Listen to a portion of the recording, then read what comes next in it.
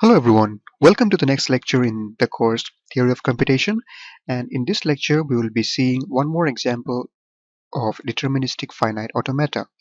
In order to make DFA clear to us, we need a lot of practice. We need to practice designing DFAs, and that is why I am stressing more on the examples. So in this lecture we will see how to construct one more DFA. Alright, so let's get started. Okay, so here is our task. Construct a DFA that accepts any strings over AB that does not contain the string AABB in it.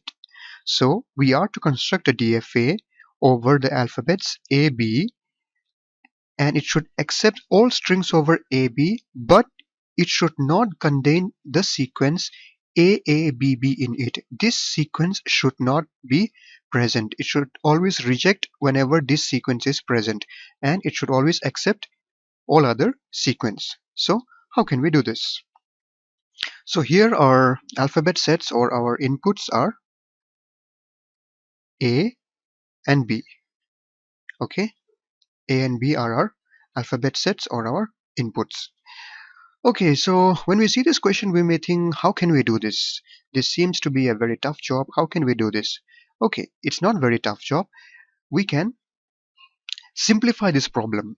Instead of doing this right away, we can simplify this problem and make this problem simpler. So let us try to design a simpler problem. Let us modify this question in order to make it simple. Now how can we do this? Okay, so here is how we simplify this problem. Instead of constructing a DFA that does not contain AABB in it, let us construct a DFA that accepts all string over AB that contains the string AABB in it. I think that is more simple. We can construct a DFA over AB that contains the string AABB in it. Alright, let us first construct this. This sounds to be more simple. So let us construct this, and later we will convert it to this form. Alright, so let's see how we can do this. So whenever we start constructing a DFA, how do we first start? We need to have a starting state. So here I'll have my starting state as A. I'll call it A, and I give an arrow this way indicating that this is the starting state, and A can either get inputs A or B, right? So what happens when it gets input A, and what happens when it gets input B?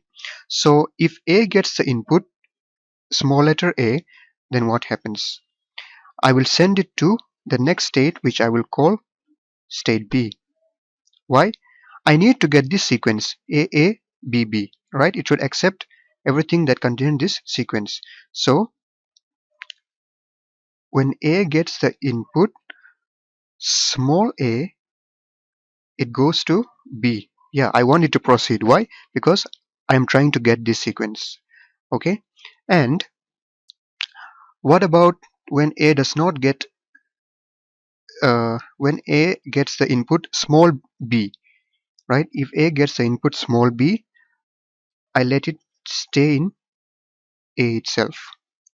If it gets B, it stays in A itself, because B should not be my starting letter. It should be A. So if it gets A, it proceeds to the next state, but if it gets B, it stays in A itself. Okay, now I got A and I came to state B. Now what happens in state B? In state B, if I get the input A, what will happen? And if I get the input B, what will happen? In state B, if I get input A, I send it to the next state, which I call state C. Now why do I do that? Because I want the sequence AABB. So I get the first A and I got the second A, right? This is the second A. So I proceed to the next state. But what if B gets the input small b? Then it should go back to state A. Why? Because if I get, after getting A over here, if I get another B, what happens?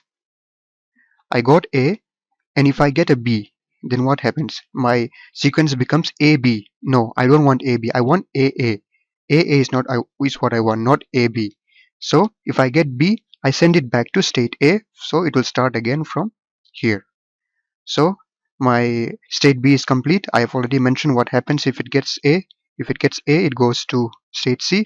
If it gets B, it goes to state A. Okay, now coming to state C. In state C, how should I proceed? I got AA. Now, if I get B in state C, I should proceed to the next state. So I'll call my next state as state D. And what is the sequence that I want? AA, BB. So I already got AA over here. Now the next one is B. So if I get B in state C, I let it proceed to the next state. Okay, I let it proceed to the next state. And what if I get input A in state C? What will happen, or what should I do? So in state C, if I get input A, where should I send it? Should I send it back to B, or should I send it back to A, or should I keep it in C itself? What I should do is, I should analyze it this way. How did I come to state C? I came to state C from A to B and then from B to C. So we know that on reaching state C, we already got these two inputs, A and A. I already got AA. And if I get B, I go to state D. But what if I get A again? If I get A again, I don't need to send it back to state B or state A. Why? That is because I already got 1, 2, 3, and I could get B as my next. Right? In the next one, I could get B. So that is why what I should do is I should keep it in state C itself. Right? Because if I am in state C itself, then I can count from here A, B, and if I get another B, it will be accepted. I hope you're getting my point. So I keep this C in C itself if the input is A, right? So on reaching state C, if I get input B, I proceed because yes, I can proceed. But if I get input A, that means it could mean something like this, right? I get another A, so I keep it in A in this C itself because in the next input I may get a B, so I keep it in C itself. So I hope that was clear. So my C is complete. I already mentioned what happens if I get A or B. Now coming to D. So on coming to D, if I get input A, what will happen? If I get input B, what will happen? So on reaching D, what is my how many inputs did I get? I got A, B. So I am here A, B. Now on state D, if I get the input B again, then I can proceed to the next state, which is state E, right?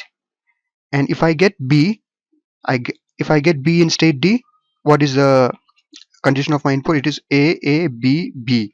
So this string is completed. So if I get B, it goes to state E, and state E should be my final state or accepting state.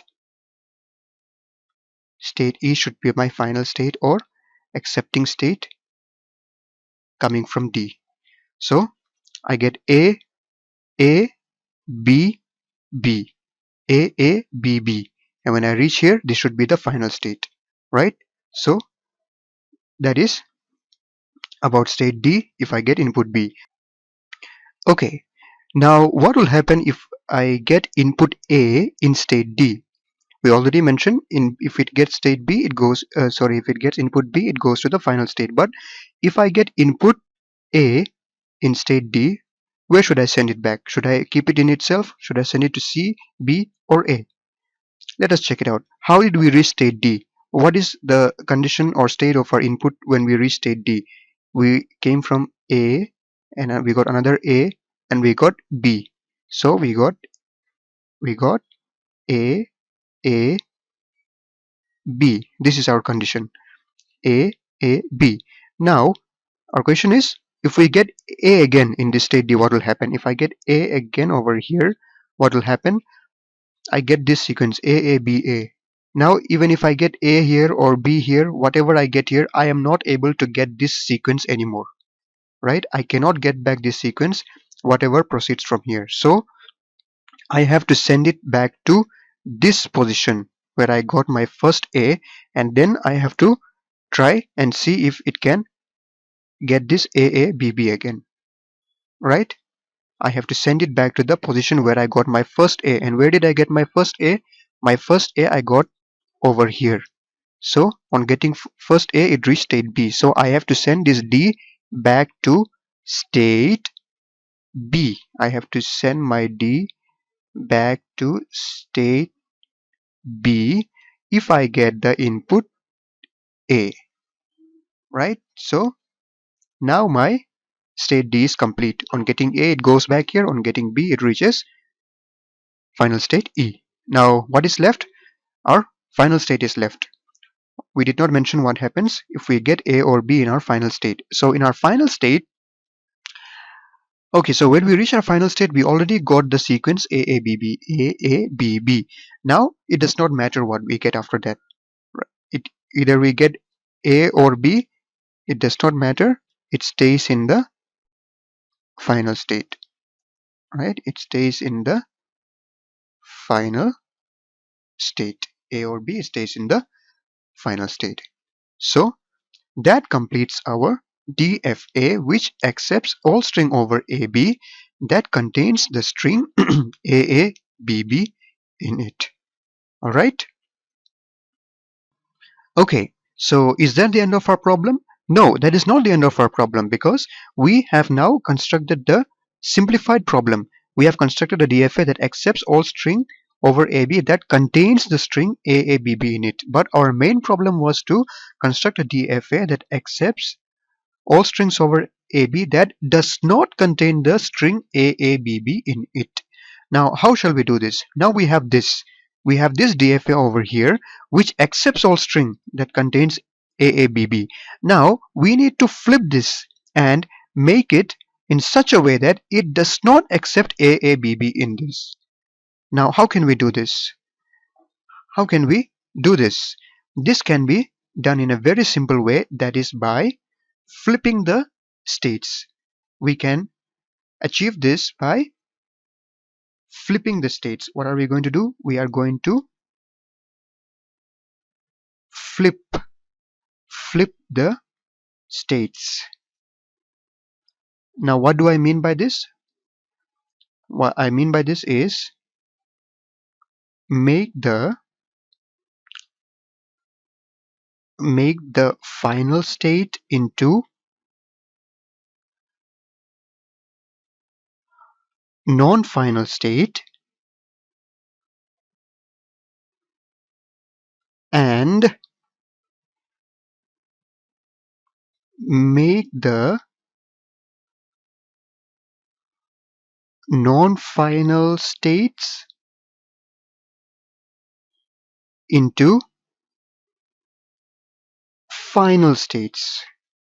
This is what I mean to flip the states. To flip the states means to make the final states into non-final states and make the non-final states into final states. In that way, we can make this DFA to accept all strings over AB that does not contain the string AABB in it. Alright? Now let's see how we can do this. This is very simple. All these states here which are not final states like A, B, C and D, make them final states. And the last state E, which is a final state, make it a non-final state. And all the other things remains the same. And then we can achieve a DFA which was mentioned. So let us draw this. A was a non-final state, so I make it a final state. How? By putting a double circle around it. And this is the starting state. And B was also not a final state, so I make it a final state. I put a double circle around it, and C was also a non-final state. I make it a final state by putting a double circle, and C, then D, which is also a non-final state. I make it a final state. I put a double circle, and E was a final state. I will make it a non-final state. I will give it only one circle. So all the rest of the things, it remains the same. Just copy it down just as it was. It is all the same. So this is how we can do it. Okay, C stays here, and C goes here, and D goes to B, and here D goes to E, and E stays in itself. And let us mention the inputs. Everything same, just copy it down. B here, A here, B here, A here, A here, B here, another A over here, and B here, and here it is A and B. So this will now